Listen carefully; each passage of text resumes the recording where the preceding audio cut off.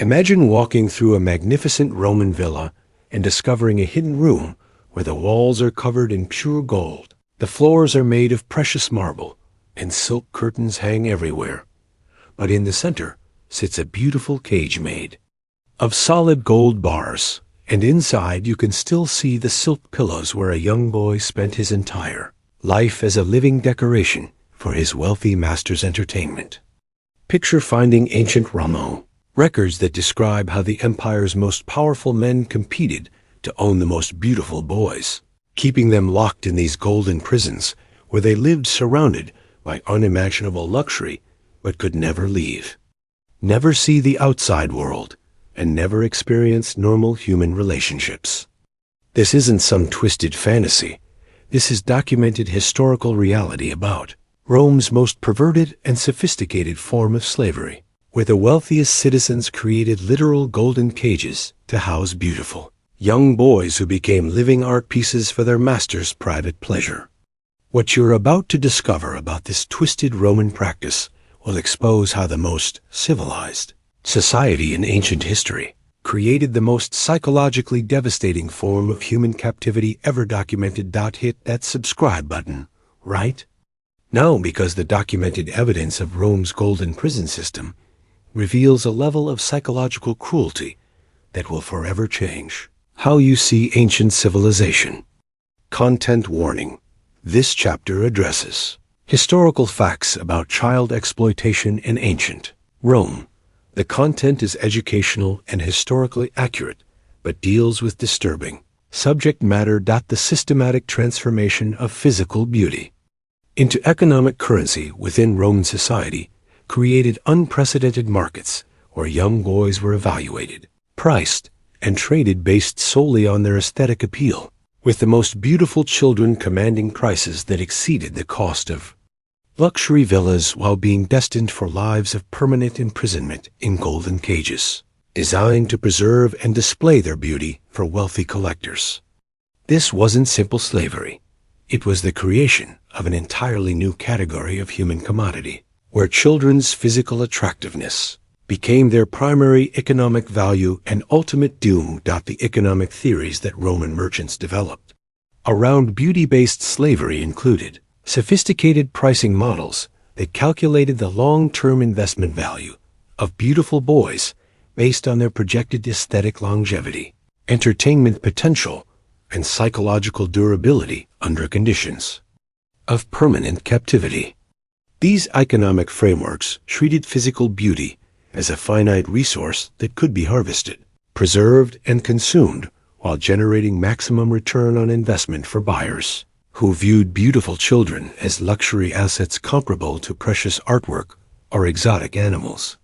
The market infrastructure that Romans created to support beauty-based slavery included specialized auction houses, evaluation facilities, and transportation networks designed specifically for processing beautiful boys through systematic assessment and sale procedures.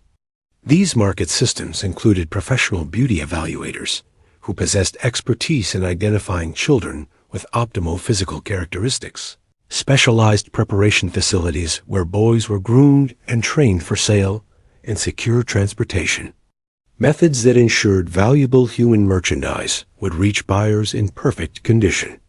The standardization procedures that beauty markets implemented included detailed grading systems that categorized boys according to specific physical characteristics, age ranges, and aesthetic qualities that determined their commercial value and appropriate placement within the luxury prison system.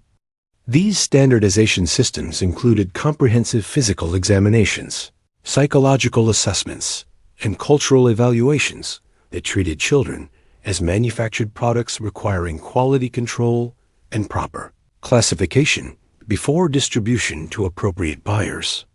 The international trade networks that developed around beautiful boy trafficking included established routes that moved children from conquered territories throughout the empire to Roman buyers who had developed specific preferences for boys from particular ethnic backgrounds or geographic regions.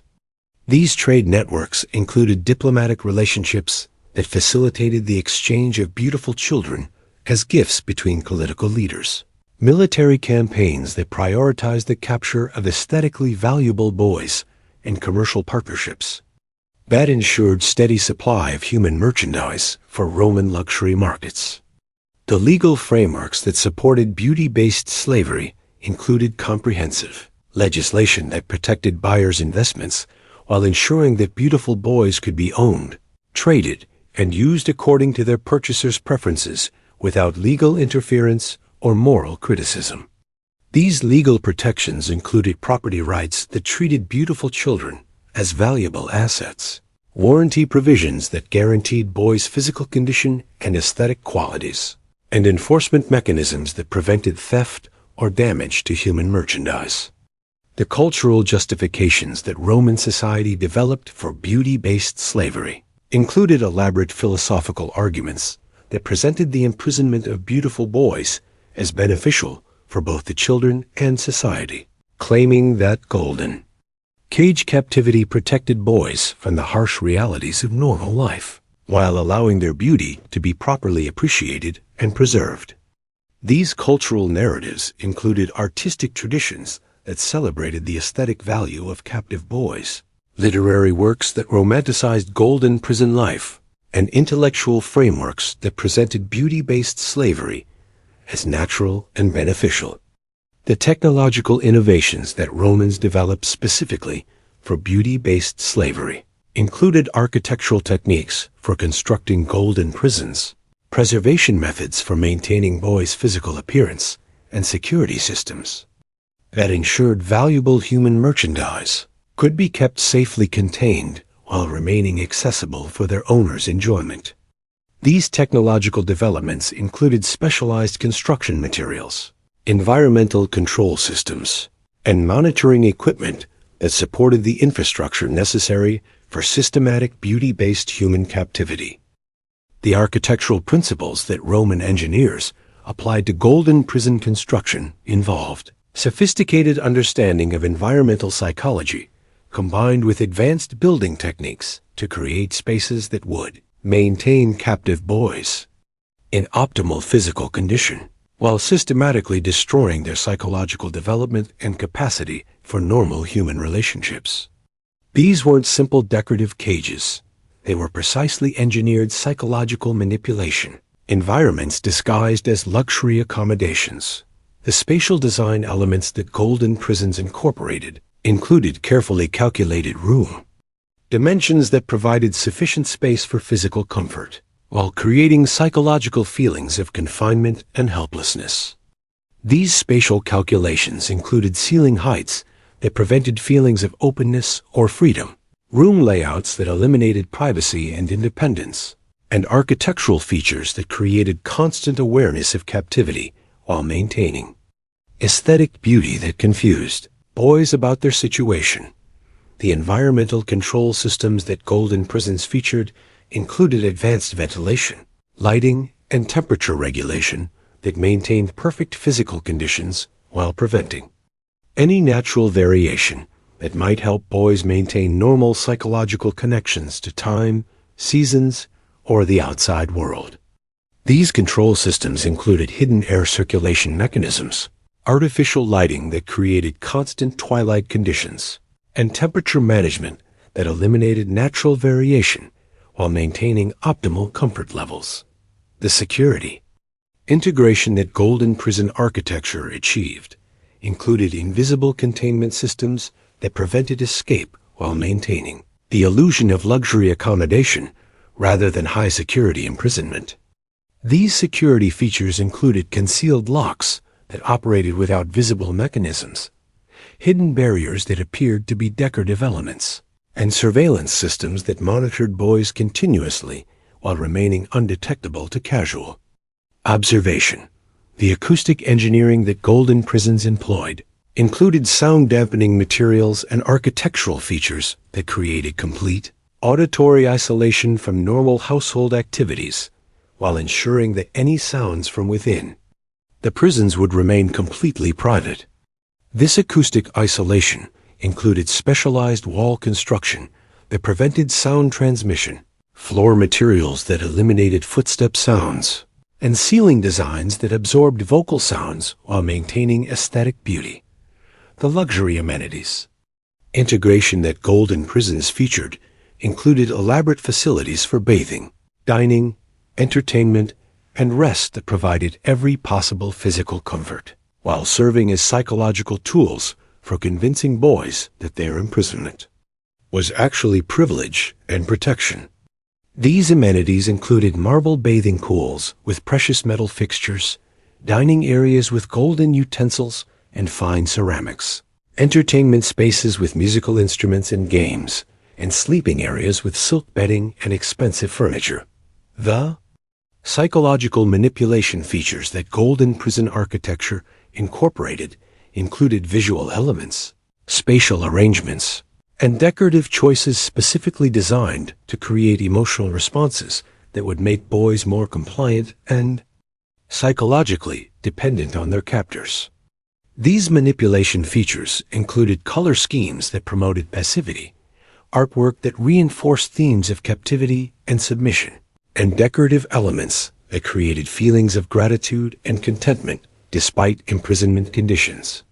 Maintenance accessibility at Golden Prison design included involved hidden service passages and concealed access points that allowed household staff to provide care and maintenance without boys having any contact with normal household personnel or activities. These service systems included secret doorways disguised as wall decorations, hidden storage areas for supplies and equipment, and concealed passages that allowed complete service provision while maintaining boys' total isolation from normal social contact. The expansion and modification capabilities that Golden Prison architecture incorporated included modular design elements that allowed prisons to be enlarged, reconfigured, or upgraded according to changing needs and preferences of their owners. These modification systems included removable wall sections that could alter room configurations, adjustable fixtures that could accommodate different activities, and upgradable technology systems that could incorporate new luxury amenities or security features. The documentation and planning records that survive from Golden Prison construction projects reveal how systematically Roman architects approached the design of these psychological manipulation environments, with detailed specifications for creating spaces that would effectively contain and control beautiful boys while maintaining the aesthetic excellence necessary for their owners' satisfaction and social prestige. The systematic beauty standards that Roman society developed for selecting boys destined for Golden Prison captivity involved detailed physical specifications that reflected the aesthetic preferences and psychological needs of wealthy masters, who viewed beautiful children as artistic objects to be collected, displayed, and enjoyed according to specific visual and cultural criteria. These beauty standards weren't natural preferences. They were artificially constructed ideals that transformed innocent physical characteristics into markers for lifetime imprisonment and systematic abuse.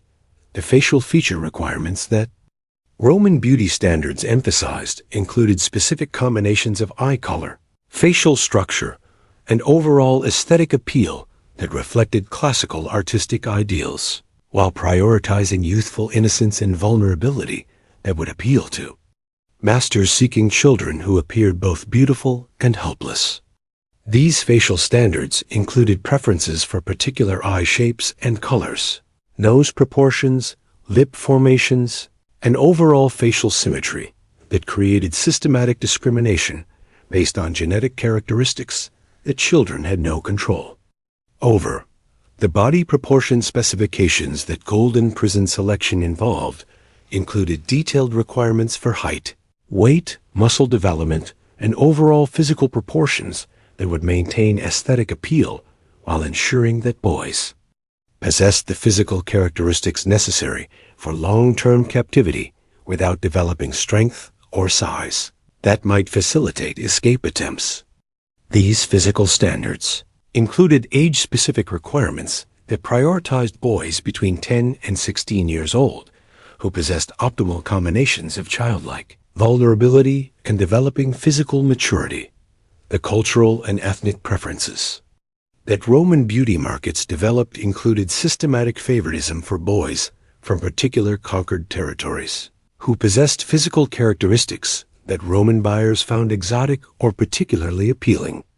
These ethnic preferences included demand for boys from Celtic, Germanic, African, and Eastern territories, who possessed distinctive physical features that provided novelty and status symbols for Roman collectors seeking unique additions to their human art collections. The psychological and behavioral characteristics that beauty standards incorporated included evaluation of boys' personalities, emotional responses, and intellectual capabilities that would make them more suitable for long-term captivity, while providing entertainment value for masters seeking beautiful companions, who could also engage in conversation and cultural activities.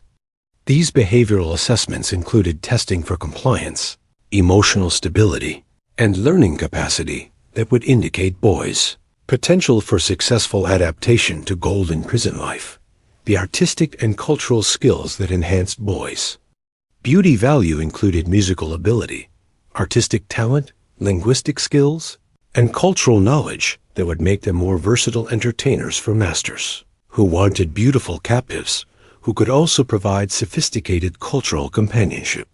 These skill assessments included evaluation of boys' potential for training in music, poetry, dance, and other cultural arts that would enhance their entertainment value, while ensuring they possessed intellectual capabilities that would prevent boredom during long-term captivity.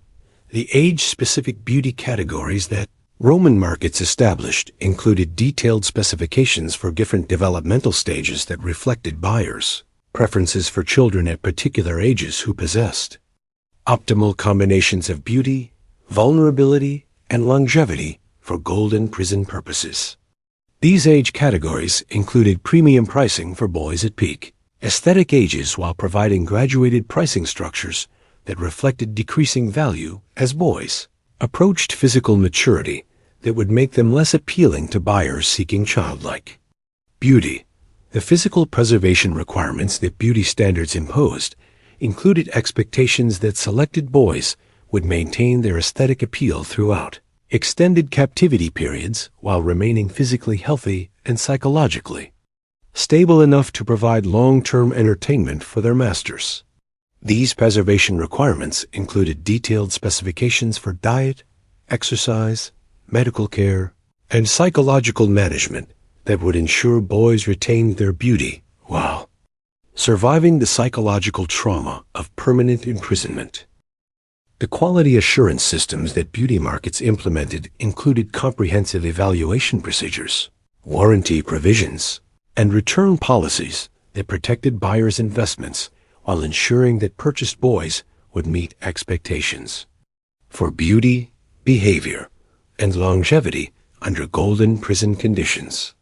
These quality systems included professional inspections, health certifications, and psychological assessments that treated beautiful children as manufactured products, requiring testing and verification before sale to discriminating buyers seeking optimal human art objects. The daily routines imposed on boys imprisoned in golden cages created systematic psychological torture that was disguised as luxury living, with every moment of their existence carefully planned and controlled to maintain their physical beauty, while destroying their psychological development and capacity for independent thought or normal human relationships.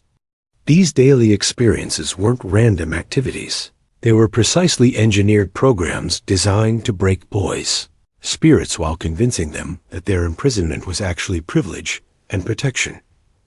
The morning preparation rituals that golden prison life required included elaborate grooming procedures that maintained boys' physical perfection while reinforcing their status as decorative objects rather than independent human beings. These rituals included extensive bathing with expensive oils and perfumes, careful styling of hair and clothing, and application of cosmetics and jewelry that enhanced their aesthetic appeal while serving as daily reminders that their value lay in their appearance rather than their humanity or individual characteristics. The educational and Entertainment activities that filled boys' days included carefully selected learning experiences, designed to make them more interesting companions, while ensuring that their intellectual development remained focused on pleasing their masters, rather than developing critical thinking or independence. These activities included instruction in music, poetry, art, and conversation skills that enhanced their entertainment value while preventing them from acquiring knowledge or skills that might facilitate escape or resistance to their captivity. Physical maintenance routines that Golden Prison Life imposed included exercise regimens, dietary controls, and health monitoring that maintained boys' appearance and physical condition while preventing them from developing strength, stamina, or practical skills that might enable escape attempts. These physical activities included dance, gymnastics, and other aesthetic exercises that preserved their beauty, while ensuring that their physical development remained focused on appearance rather than functional capabilities or self-defense. Skills. The social isolation protocols that characterized daily life included systematic prevention of normal human relationships, while forcing boys to depend entirely on their masters for social contact and emotional validation. This isolation included prohibition of communication with household staff, prevention of friendships with other boys, and elimination of contact with anyone who might provide emotional support or alternative perspectives that could help boys recognize their situation as abuse rather than privilege. The psychological manipulation activities that pervaded daily routines included constant reinforcement of messages about boys' special status, their master's generosity, and their obligation to be grateful for their luxury accommodations, while any expression of dissatisfaction or desire for freedom was treated as ingratitude and moral failure. These manipulation techniques included regular lectures about their fortunate circumstances, comparisons with less privileged children, and emotional conditioning that made boys feel guilty for any thoughts or feelings that didn't align with their master's expectations. The performance expectations that governed boys' interactions with their masters included elaborate requirements for behavior, conversation, and emotional presentation that forced them to maintain artificial personalities, designed to please their captors while suppressing their authentic thoughts and feelings. These performance requirements included scripted responses to common situations, mandated emotional expressions that conveyed happiness and gratitude, and behavioral standards that eliminated any signs of independence or resistance. The surveillance and monitoring that characterized Golden Prison Life included constant observation of boys' activities, moods, and psychological states, while implementing immediate interventions to address any signs of depression, resistance, or desire for freedom. This monitoring included regular evaluation of boys' compliance with expectations, assessment of their emotional attachment to their masters, and adjustment of daily activities to maintain optimal psychological control while preventing mental breakdown that might reduce their entertainment value. The reward and punishment systems that governed daily life included carefully calibrated responses to boys' behavior that reinforced compliance while discouraging independence or resistance through psychological manipulation rather than physical violence. These systems included privileges that could be granted or withdrawn based on performance, emotional rewards that reinforced desired behaviors, and subtle psychological punishments that created anxiety and insecurity without visible evidence of abuse.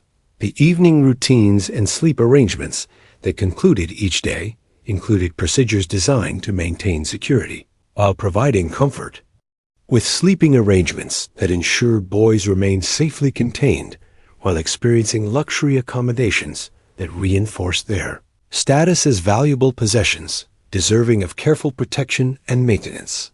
The sophisticated psychological manipulation techniques that Roman masters employed against boys in golden prisons represented some of history's most advanced forms of emotional warfare, using artificial love, manufactured intimacy, and systematic mind control to create psychological chains that were stronger than any physical restraints. while convincing victims that their captivity was actually evidence of special affection and care. These manipulation techniques weren't crude domination. They were scientifically precise psychological operations designed to exploit children's natural need for love and acceptance, while turning those needs into weapons for maintaining permanent captivity. The artificial love creation that masters perfected included systematic campaigns of emotional attention that mimicked genuine parental or romantic affection while actually serving to deepen psychological dependency and emotional control. These artificial love campaigns included private conversations that made boys feel uniquely valued, exclusive attention that created false sense of special relationships, and emotional manipulation that convinced boys they were loved for their individual qualities rather than exploited for their beauty and compliance with captivity requirements. The trauma bonding techniques that masters used included systematic alternation between emotional withdrawal and intense affection that created psychological attachment through shared emotional intensity rather than genuine care or healthy relationship development. These trauma bonding cycles included periods of coldness and rejection that created desperate anxiety, followed by episodes of warmth and attention that provided relief while reinforcing boys' emotional dependence on their captors for psychological stability and validation. The reality distortion programs that golden prison environments facilitated included systematic manipulation of boys' understanding of normal relationships, social reality, and their own worth through complete control of information and social contact. Boys were taught that their captivity was evidence of their special value, that their master's attention was proof of genuine love, and that life outside their golden prisons was dangerous and undesirable compared to their current luxury and protection. The gratitude conditioning that masters achieved included systematic programming that made boys feel thankful for their imprisonment, while viewing any dissatisfaction or desire for freedom as evidence of moral failure, and ingratitude toward masters provided them with luxury accommodations and special attention. This conditioning included constant reinforcement of messages about boys' fortunate circumstances while making them feel guilty for any thoughts or feelings that didn't align with their master's expectations and demands. The dependency creation systems that masters employed included systematic elimination of boys' capacity for independent decision-making while making them completely reliant on their captors for all aspects of daily life, emotional validation, and psychological survival. This dependency was created through controlled environments that prevented normal psychological development, while teaching boys that their value and safety depended entirely on their master's approval and satisfaction with their behavior and appearance. The identity replacement procedures that golden prison captivity involved included systematic destruction of boys' connections to their original selves, families, and cultural identities, while replacing authentic personalities with artificial personas designed to serve their master's psychological and emotional needs. These identity programs included forced adoption of new names and roles, abandonment of personal preferences and opinions, and participation in rituals that severed psychological connections to previous lives, while creating new identities focused entirely on pleasing their captors. The emotional manipulation cycles that masters maintained included carefully orchestrated patterns of affection, rejection, reward, and punishment that kept boys psychologically off balance while desperately seeking approval and stability through increased compliance and emotional availability. These manipulation cycles included unpredictable emotional responses that prevented boys from developing secure psychological foundations while making them constantly anxious about maintaining their master's favor and avoiding emotional abandonment. Psychological monitoring and adjustment that golden prison captivity required included constant evaluation of boys' mental states and emotional responses, while making systematic modifications to manipulation techniques to maintain optimal levels of compliance, dependency, and artificial affection. This monitoring included assessment of boys' psychological stability, emotional attachment patterns, and potential for resistance, while adjusting environmental and interpersonal factors to maintain effective psychological control without causing complete mental breakdown that would reduce boys' entertainment and companionship value.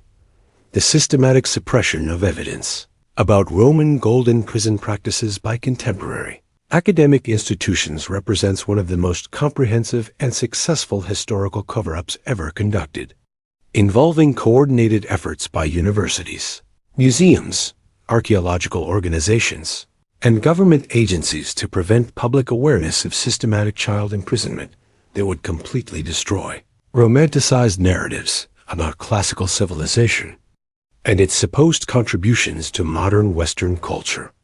This suppression isn't accidental oversight. It's deliberate institutional conspiracy that serves powerful, contemporary interests while betraying the memory of countless victims. Archaeological censorship that maintains this cover-up includes systematic classification of golden prison excavation sites as restricted research areas while ensuring that official archaeological reports minimize or completely omit evidence of systematic child captivity found at these locations. This censorship operates through government cultural agencies, university archaeology departments, and international research organizations that coordinate to prevent disturbing discoveries from reaching public awareness while maintaining funding for continued excavation that serves tourism and cultural diplomacy rather than historical truth. The academic institutional conspiracy that protects golden prison denial includes classics departments, ancient history programs, and scholarly publications that systematically reject research submissions about Roman child imprisonment while destroying career prospects for scholars who attempt to reveal evidence of systematic abuse. This academic conspiracy operates through peer review processes, tenure evaluations, and professional networking that effectively prevents disturbing historical evidence from reaching students or public awareness while maintaining comfortable myths about classical antiquity that serve institutional fundraising and cultural prestige. The museum and cultural industry. Collaboration in historical denial includes exhibition planning, educational programming, and cultural products that systematically exclude evidence of Roman golden prisons while promoting sanitized versions of ancient luxury that serve tourism markets and educational institutions. These cultural organizations actively participate in historical falsification while profiting from mythologized narratives about Roman civilization that would be impossible to maintain if golden prison evidence became widely available to public scrutiny. The government and diplomatic motivations for continued suppression include international cultural relationships that depend on shared myths about Western civilization's classical foundations. While revealing systematic child abuse in ancient Rome would create uncomfortable parallels with contemporary human rights violations and provide propaganda opportunities for political enemies seeking to criticize Western cultural heritage. These diplomatic concerns create pressure for continued suppression of archaeological evidence that might damage international relationships or cultural diplomacy initiatives. The religious and cultural ideological factors that support historical denial include Christian apologetics that seek to present pre-Christian societies as morally inferior while avoiding detailed examination of how systematic child abuse continued throughout Christian Roman periods. Religious institutions have used their influence over educational curricula and cultural programming to ensure that evidence of Roman child imprisonment remains hidden while promoting narratives about moral progress that would be undermined by acknowledging systematic abuse in classical civilization. The economic interests that drive continued suppression include tourism industries, educational publishers, and cultural institutions that generate significant revenue from presenting classical antiquity as inspiring and admirable, while suppressing evidence that would make Roman civilization less appealing to consumers who prefer comfortable historical narratives to disturbing historical facts. These economic stakeholders have powerful incentives to maintain profitable myths while preventing disclosure of evidence that would reduce public interest in classical culture and archaeology. The psychological and social factors that enable continued denial include cognitive biases that make it difficult for people to accept evidence of systematic child abuse in societies they've been taught to admire, while creating social pressure for historians and educators to avoid research. Topics that cause psychological distress and challenge fundamental assumptions about historical progress. Human civilization and cultural heritage. The future challenges to institutional suppression include advancing archaeological techniques, digital information sharing, and international research collaboration that make it increasingly difficult to suppress evidence of Roman golden prisons while creating new opportunities for independent researchers to discover and disseminate information that has been systematically hidden by academic and cultural institutions for decades.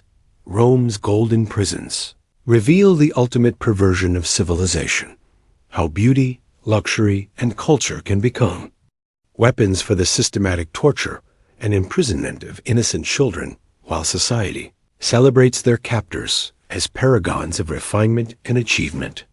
Every marble statue, golden artifact, and classical building we admire from ancient Rome was built on the hidden suffering of beautiful boys who spent their lives as human decorations in golden cages, experiencing psychological destruction that was more cruel than any physical torture because it used love and luxury as chains. If discovering the truth about Rome's most twisted practice has opened your eyes to how academic institutions continue to hide evidence of historical child abuse to protect myths about Western civilization, smash that like button, subscribe for more suppressed evidence of history's darkest secrets, and hit that notification bell, because the only way to honor these forgotten victims is to refuse to let their suffering remain hidden behind comfortable lies about classical culture.